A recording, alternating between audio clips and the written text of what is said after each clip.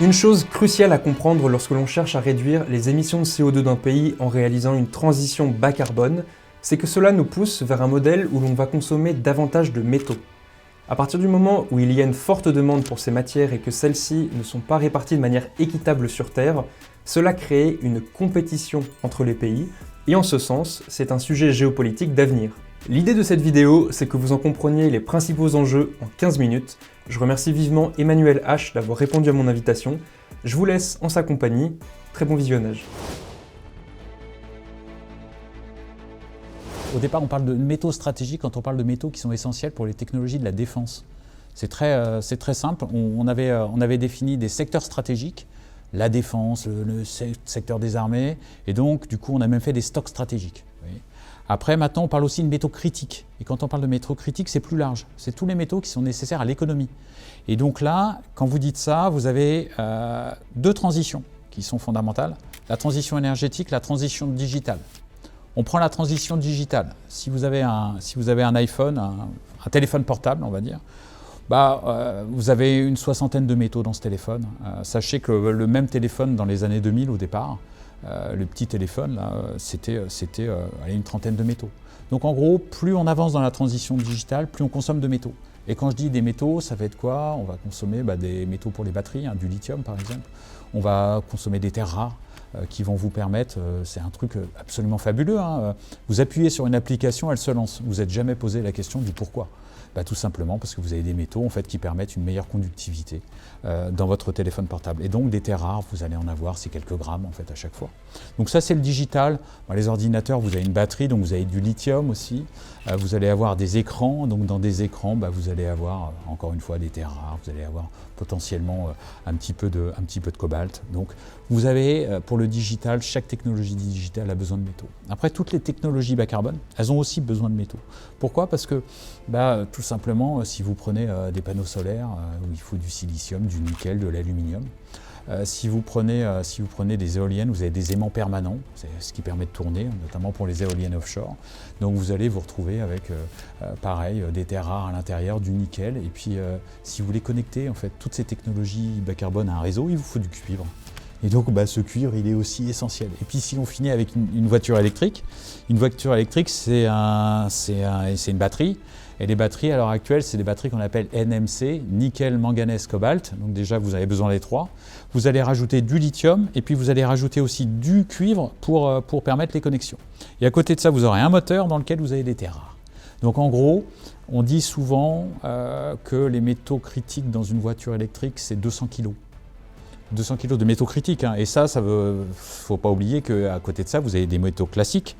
Vous allez avoir aussi potentiellement de l'acier, de l'aluminium, etc. Et comparé aux véhicules thermiques où vous en aviez que 50 kg.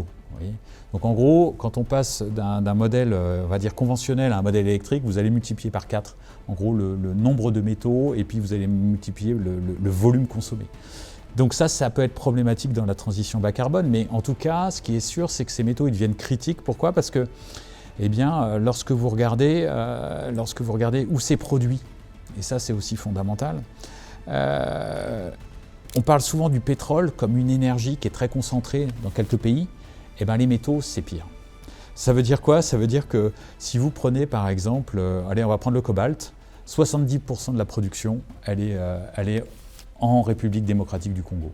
Si vous prenez le lithium, 55% en Australie, et puis vous allez avoir une trentaine de pourcents en Amérique latine, Chili et puis Argentine. Si vous prenez les terres rares, 70% l'année dernière sont produites en Chine. Si vous prenez les platinoïdes, le platine par exemple, plus de 80% c'est produit en Afrique du Sud. Donc vous voyez, ces chiffres, 70%, 80%, ça veut dire que c'est très concentré. Ça veut dire qu'on va avoir des pays qui vont avoir ce qu'on appelle un pouvoir de marché, qu'on pourrait appeler en géopolitique un pouvoir de nuisance. C'est-à-dire, je contrôle une large partie de la production, donc je peux vous embêter dans votre application économique. Et au-dessus de tout ça, parce que là on a parlé des producteurs de minerais, on transforme les métaux, on transforme les minerais en métaux. Et ça, qui le fait? C'est la Chine. Et la Chine, si vous prenez par exemple une batterie, on va la décomposer, il vous faut du nickel. Le nickel, le premier producteur mondial, c'est l'Indonésie, 40% de la production mondiale. Si vous prenez le lithium, le premier producteur mondial, c'est l'Australie, 55%. Si vous prenez le cobalt, 70% c'est en République démocratique du Congo. Qui raffine ces métaux en majorité? C'est la Chine. La Chine, elle va chercher ces minerais, elle les raffine sur son territoire, et elle raffine, on va dire, entre 65 et 70% de ces métaux. Et donc, à la fin, qu'est-ce qu'elle fait? Elle fait des batteries et elle fait du véhicule électrique.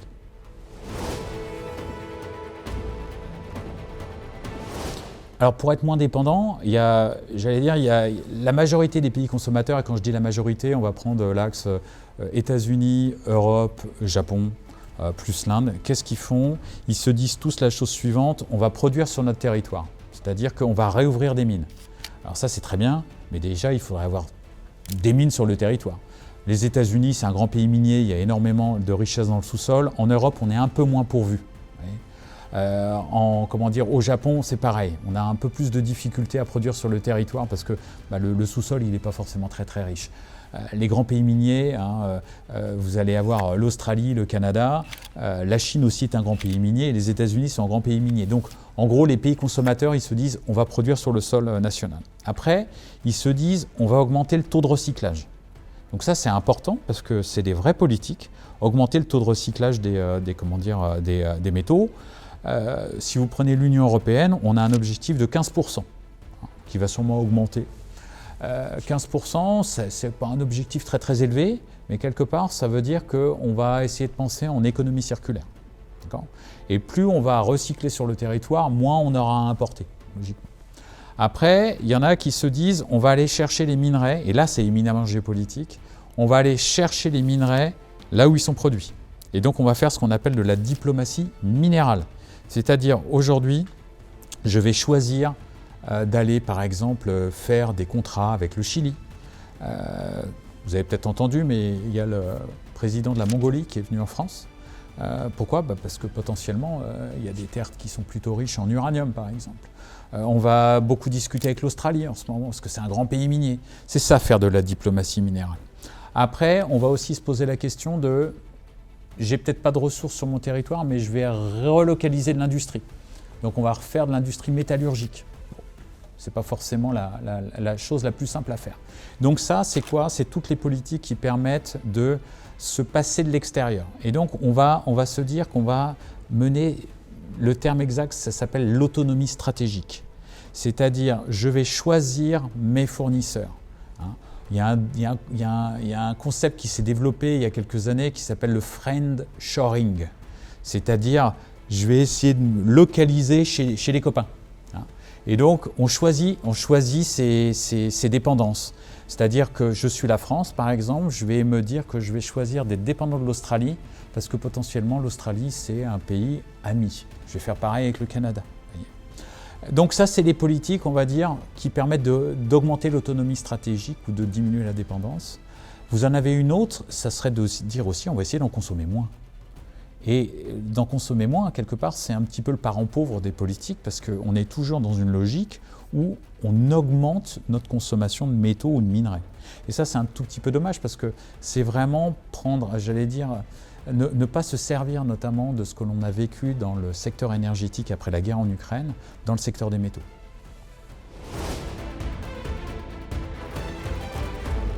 C'est que vous ne le savez peut-être pas, mais en fait, quand vous êtes levé ce matin, vous avez consommé 34 kg de matières premières. Quand je vous dis 34 kg, ça va être mesuré par tout ce qu'on a extrait dans le sous-sol de manière journalière. Aujourd'hui, on extrait 100 milliards de tonnes. De ce qu'on appelle des matériaux. Dedans, vous allez avoir de l'énergie, bien sûr. Vous allez avoir des matières premières non métalliques, le sable, le gypse, tout ce qui va rentrer dans le ciment et dans le béton. Vous allez avoir de la biomasse et puis vous allez avoir des matières premières métalliques. Et donc, si on somme tout ce qu'on a extrait et qu'on le ramène à une personne par jour, on est à 34 kg. En 2060, on sera à 45 kg. D'accord ? De ces 34 kg, vous allez consommer 3,5 kg de métaux, de minerais métalliques. Un petit exemple, votre téléphone portable, dans votre poche, il fait 200 grammes. Si on regarde tout ce qu'il a été nécessaire d'extraire dans le sous-sol, selon la taille du téléphone portable, on va être entre 70 et 200 kg de matières premières qui ont été extraites. D'accord ? Et sur la majorité de ces 200 kg, si on prend le plus grand modèle, La majorité, ça va être du déchet, parce qu'on va utiliser une infime partie de ce qui a été extrait. Donc quelque part, notre modèle, et c'est pour ça qu'on peut parler d'empreinte, notre modèle, il fait du déchet, et donc on va avoir une empreinte sur le sol et sur le sous-sol. Nous, quand on avait fait nos estimations, les métaux les plus contraints, c'est les métaux qu'on utilise le plus. Alors ça paraît basique, hein, mais ce n'est pas forcément, quand on parle de transition énergétique et digitale, généralement on parle de lithium, on parle de cobalt, on parle de terres rares. Ce n'est pas forcément eux les plus contraints. C'est ceux qu'on va utiliser tous les jours dans toutes les applications économiques. Le cuivre par exemple. Pourquoi le cuivre? Mais le cuivre, vous en avez dans ces murs. Vous avez des kilomètres de cuivre parce que vous avez des kilomètres en fait, de connexion électrique. On va l'utiliser dans le transport, on va l'utiliser dans le secteur du logement, on va l'utiliser dans les technologies bas carbone parce qu'il faut raccorder tout ça. Et donc le cuivre, on sait déjà que potentiellement dans une dizaine d'années, on aura peut-être un petit goulot d'étranglement au niveau du cuivre au niveau mondial. Après, vous allez avoir les métaux comme le nickel, par exemple, qui sont utilisés aussi. Pourquoi le nickel? On en fait de l'acier inoxydable, ça fait de l'inox. Donc, c'est les trucs qui servent tous les jours. Donc ça va être ces grands métaux-là, c'est potentiellement ceux qui vont être le plus contraints, parce qu'utilisés partout. Après, bien évidemment, les métaux aussi électriques, hein, le lithium, le cobalt, ça risque aussi d'être contraint, mais peut-être un tout petit peu en dessous. Pourquoi? Parce que tout simplement, c'est les petits marchés encore. Vous voyez, je vous donne un exemple pour vous situer. Le marché du cuivre, on est en millions de tonnes, on a plus de 20 millions de tonnes en fait, de production. Le marché des terres rares, c'est 300 000 tonnes. Le marché du lithium, ça doit être 130 000 tonnes. Donc on a du millier de tonnes ou du million de tonnes. Après, ce qu'il faut voir, c'est qu'il y a une dimension qui nous échappe un peu quand on fait un peu de la prospective matériaux, c'est quelles seront les technologies de demain. Parce que quelque part, si les technologies de batterie ne sont pas les mêmes qu'aujourd'hui, toutes les questions qu'on se pose sur les métaux, en fait, on ne se les posera peut-être pas dans 10 ans. Donc ça veut dire quoi? Ça veut dire qu'il faut aussi se poser la question d'un point de vue de la recherche en technologie. Comment on fait pour se passer des métaux? Ça, c'est le premier axe. Le deuxième axe qu'il faut regarder aussi en termes de contraintes, c'est comment faire pour éviter d'en consommer. Je reviens à mon histoire de sobriété, mais quelque part de la sobriété matériaux comme on a de la sobriété énergétique, ça veut dire consommer moins de métaux. Pour vous, au quotidien, ça veut dire je ne vais pas changer mon téléphone portable tous les 3 ans, je vais le changer tous les 7, 8 ans, voire 10 ans. Parce que les fonctionnalités sont toujours intéressantes. Donc c'est ça, c'est se mettre dans une logique où on a un mur potentiel de ressources devant nous. Comment on va gérer ce mur?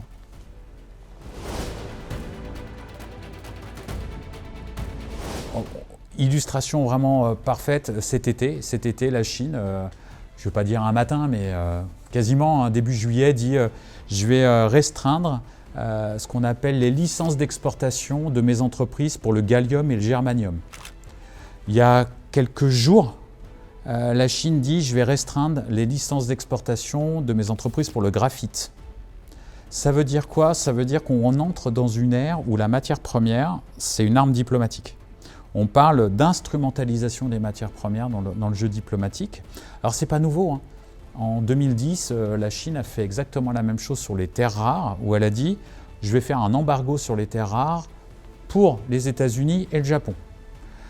Là, c'est un tout petit peu moins fort, mais qu'est-ce que ça montre? Ça montre tout simplement que les pays producteurs de métaux ou de minerais, ils commencent à... C'est comme au poker. Ils commencent, sauf qu'ils annoncent ce qu'ils vont faire. C'est-à-dire qu'ils sont en train de dire « nous, on a les ressources, donc on est capable de vous embêter dans votre transition énergétique. Donc attention, on a des atouts dans notre jeu. » Donc ils le font de manière j'allais dire, annoncée. Ça s'appelle les restrictions, c'est ce que fait la Chine. Il y a un rapport de l'OCDE qui est paru il y a quelques mois qui montre qu'il y a de plus en plus de restrictions sur les marchés de matières premières. Donc ça veut dire que le monde qui vient, c'est un monde où potentiellement, j'ai presque envie de dire, ce que vous avez vu sur le gaz avec la Russie, vous allez le voir sur d'autres matières premières. Et ça risque d'être très très compliqué pour les transitions énergétiques et digitales. Ça, c'est le premier point. Le deuxième point, c'est, vous avez tous entendu parler de l'OPEP. l'Organisation des pays exportateurs de pétrole. Eh bien, imaginez qu'en ce moment, un pays comme l'Indonésie se pose la question de faire un cartel des métaux des batteries. Il est premier producteur mondial de nickel et il dit à ses copains qui produisent du cobalt et du lithium, venez, regardez, on a un poids et on va pouvoir s'affirmer au point de vue international. Il y a la même chose qui se passe sur le marché du lithium entre le Chili, la Bolivie et l'Argentine. Pourquoi pas faire un cartel régional? Alors ça veut dire quoi? Ça veut dire encore une fois, il y a deux manières d'interpréter. La manière, j'allais dire, très occidentale, qui est de dire « Oh non, encore un cartel, ils vont vouloir contrôler les prix ». Je ne suis pas de cet avis. À mon sens, ils sont juste en train de faire ils agitent un chiffon rouge et ils disent « On a des actifs, venez négocier avec nous, on a besoin de technologie, on a des minerais, vous avez les technologies, et si on allait vers un modèle coopératif ». Pour l'instant, le message, il n'est pas du tout pris comme ça. Et pourtant, c'est comme ça qu'il devrait être pris, c'est-à-dire que ce monde, on parle de géopolitique, il a besoin de coopération mondiale, il a besoin de gouvernance mondiale sur l'énergie, sur les minerais, sur le climat. Ça n'avance pas assez vite. Et le problème, c'est que dans un monde un peu de rivalité comme ça, si on est tous à s'arc-bouter sur j'ai la technologie, j'ai les minerais, ça ne passera pas. Ce monde a vraiment besoin de coopération. Et ça pourrait passer par notamment la prise en compte d'une agence internationale des métaux et des minerais qui n'existe pas à l'heure actuelle et qui pourrait potentiellement se construire.